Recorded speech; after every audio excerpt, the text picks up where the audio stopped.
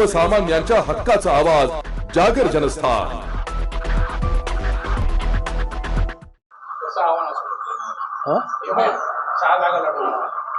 आता लोकशाहीमध्ये सगळ्यांना जागा लढवण्याचा अधिकार आहे, प्रत्येक पक्ष लढवणार। पाटील असं म्हणाले की आणखीही काही लोक आमच्या संपर्कात आहेत, ते देखील परत एकदा शरद पवार गटात येऊ शकतात आणि आम्ही सगळ्यांचं स्वतः जयंत पाटीलच अनेकांच्या संपर्कात इकडे आहेत, फडणवीसासहित काय, आणि कित्येक महिने मी ऐकतो आज उद्या काय, त्यांचा अगोदर फायनल होऊ द्या, मग बघू काय करायचं ते। जयंत पाटलांनी असं स्टेटमेंट केलं साहेब की मला महायुतीकडनं जर मी हो म्हटलं तर कधीही शपथविधी होऊ शकतो पहाटेचा। तर पहाटेचं करा, रात्रीचं करा, काय, परंतु याचा अर्थ तुम्ही त्यांच्या कॉन्टॅक्टमध्ये आहात, चर्चा सुरू आहे तुमची, याला तुम्ही दुजोरा देताय। आता निवडणूक आली ना, त्याच्यामुळे ती बेडकं फार आता नाचणार, आवाज करणार, ट्या ट्या ट्या ट्या, काय करणार। सभा होणार, ही सभा कुठेतरी कायद्याच्या कसाट्यात आणखी असं वाटतंय।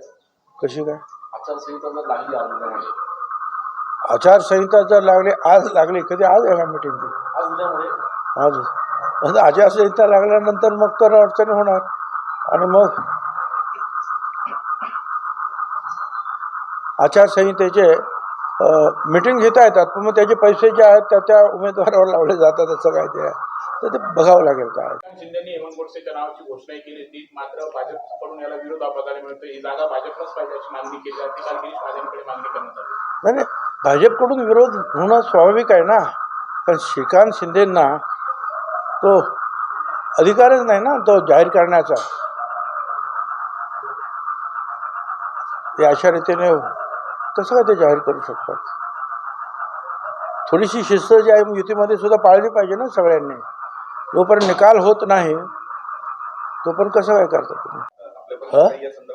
कोणाची मनसेला महायुतीकडून एक जागांचा प्रस्ताव देण्यात आलेला आहे, आता त्यांचं त्यांना विचारणं मला फायदा होईल महायुतीबरोबर मनसे आली तर फायदा होईल का महायुतीला? मी काही अभ्यास नाही केला, कोण कुठे आल्यामुळे काय, मी एवढा ज्ञानी सुद्धा नाही, माझा काय अभ्यास सुद्धा नाही याचा। कांद्याचा प्रश्न पेटलेला आहे, मोदींची गॅरंटी कुठली अशा पद्धतीची एक टीका त्यांच्याकडनं काल करण्यात आली। सगळे इंडिया आघाडीचे सगळे प्रमुख नेते काल नाशिकमध्ये होते। ठीक आहे, त्यांना ते बोलू दे, पण हमी भाव जर असेल सगळ्याचा, तर कांद्याचा सुद्धा हमी भाव पवार साहेबांनी का नाही दिला? कृषी मंत्री असताना द्यायचा होता ना, प्रश्न आलाच नसता ना, मग का नाही केला त्याने? कांद्याचे भाव पवार साहेब सुद्धा असताना अनेक वेळा पडलेले आहेत, आणि मग परत मग त्याच्यावर काहीतरी उपाय करून परत ते वाढतील कसं असे प्रयत्न आपण केलेले आहेत, हे मी मान्य करतो ना।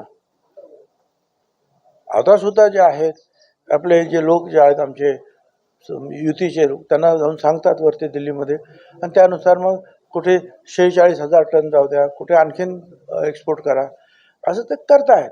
अर्थात त्याच्यामुळे शेतकऱ्यांना पूर्वीचे पैसे मिळत नाही, जसे 4,000 5,000 रुपये मिळायचे तेवढं नाही मिळत, एवढं मान्य आहे मला। परंतु जर हमी भावाचं जर तुम्ही म्हणत असाल तर हमी भाव तुम्ही कांद्याला सुद्धा द्यायचा होता ना, हमी भाव का नाही दिलं तुम्ही?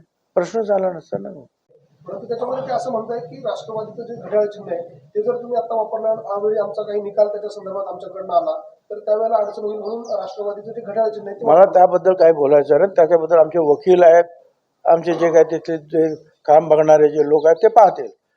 पण छगन भुजबळ हे नाव प्रकर्षाने सर्व वर्तमानपत्रात आज जे झळकलं की छगन भुजबळ असं म्हणाले की ग्रामीण भागामध्ये शरद पवारांचा फोटो दाखवा, चिन्ह दाखवा आणि मतं मिळवा, असं कुठेही मी बोललेलो नाही। किंबहुना निवडणूकच कुठली अजून आली नाही चिन्ह वगैरे दाखवण्याची, आणि निवडणूक आली तरी आयुष्यामध्ये कुणाचा तरी फोटो दाखवा आणि मतं द्या ना। मी शिवसेनेत ना इथे ना तिथे ना कुठे, हां निवडणुकीच्या वेळेला बॅनरवर वगैरे फोटो असतात ती गोष्ट वेगळी, पण आपण सर्वसाधारण हे सांगतो की चिन्ह बघा आमचं, लक्षात ठेवा आणि मतं द्या। पण असं यांचाच फोटो पाहून मतं द्या, पण फोटो का तिथे असतो काय? तिथे मतदान केंद्रात फोटो असतो काय आपल्या नेत्यांचा? कोणाचा?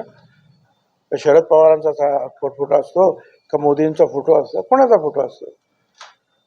पण अजून ही वेळच आली नाही ना हा प्रचार करायची, निवडणूक चिन्हाचा सुद्धा प्रचार करायची वेळ कुठे आलेली आहे? कुठली निवडणूकच लागली नाही अजून. आणि त्याच्यामुळे फक्त माझं नाव घेतलं आणि प्रकर्षाने सर्व वर्तमानपत्राने त्याने अगदी प्रेमाने त्याची दखल घेतलेली आहे. त्याच्यामुळे मला ते बोलावलं की सुप्रीम कोर्टामध्ये जी काही केस होती शरद पवार साहेब यांच्यातर्फे मांडण्यात आलेली, त्याच्यामध्ये त्यांचे जे वकील होते सिंघवी, त्यांनी असं काय तिथे निवेदन केलं की शरद पवार यांचे फोटो वापरून आणि चिन्ह वापरून मतं घ्यावीत ग्रामीण भागातून, असं छगन भुजबळ हे म्हणाले. मी आयुष्यात असं कधीही म्हणालो नाही, कुणाचा फोटो दाखवून मतं घ्या. पवार साहेबांचा सुद्धा कधीच नाही. ठीक आहे, चिन्ह, आपलं चिन्ह दाखवा, चिन्ह न्या, लोकांना समजावून सांगा, हे आपण बोलू शकतो. पण दुसरं म्हणजे असं आहे की जेव्हापासून अजित पवार गट वेगळा झाला त्याच्यानंतर कुठली निवडणूकच झाली नाही. ग्रामपंचायतीच्या निवडणुका या चिन्हावर नसतात आणि फोटोवरही नसतात, कशावरच नसतात. मग मी कशाला कोणाला सांगायला जाईल.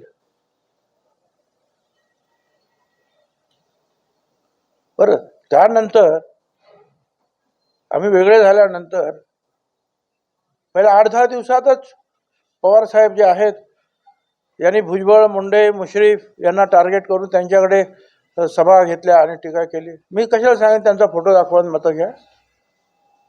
मी कधीही असं सांगितलेलं नाही. शरद पवारांचा फोटो दाखवा, चिन्ह दाखवा आणि मतं घ्या असा ग्रामीण भागात कधी प्रचार केला नाही. कारण अजून निवडणूकच कुठली आली नाही ग्रामीण भागामध्ये. मला कळत नाही असं चुकीचं फिडिंग वकिलांना कोण करताय, कशासाठी करताय. आणि उगीच आपलं काहीतरी पण छगन भुजबळ सॉफ्ट टार्गेट वाटतोय त्यांना. मी स्पष्टपणे सांगतो आहे, हे अतिशय चुकीचं असं फिडिंग जे आहे ते सिंघवी वकिलांना झालेलं आहे या शरद पवार यांच्या गटाकडून. त्यांचे फोटो दाखवून जे आहेत मतं मिळवा, हे अजिबात कधी मी बोललो नाही. त्यांच्याबरोबर काम करत असताना सुद्धा मी कुठल्या सभेमध्ये असं बोललो नाही की यांचा फोटो दाखवा आणि हे मतं घ्या, चिन्हावर मतं घ्या असं सांगतो. बरं, आता चिन्ह असेल तर चिन्ह आता आम्हाला मिळालेलंच आहे, ते निवडणूक आयोगाने दिलेलं आहे, ते त्यांना विचारा. बरं, आता ती सुद्धा वेळ आली नाही की त्याचा प्रचार करावा चिन्हाचा, कारण अजून निवडणुकाच कुठल्या लागल्या नाही, तर कोण कशाला सांगेल. परंतु अशा रीतीनं जे आहे कोर्टाची सुद्धा दिशाभूल करण्याचं काम जे आहे या मंडळी करून होतं आहे. काय ही गोष्ट जी आहे मला आपल्या सगळ्यांच्या समोर प्रकर्षाने आणायची आहे. भेट देण्यासाठी आणली होती, मात्र ती त्यांनी स्वीकारली नाही. अशा प्रकारचं ट्विट भाजपच्या आध्यात्मिक आघाडीच्या एका प्रमुखांनी केलेलं आहे, त्याकडे कसं? मला काय माहिती नाही, मी कधी पाहिलं काय नक्की झालं तिथं काही कल्पना नाही मला. काय कल्पना, मी काय त्याच्यावर जी गोष्ट मला माहीत नाही तर मी ठीक आहे. धन्यवाद.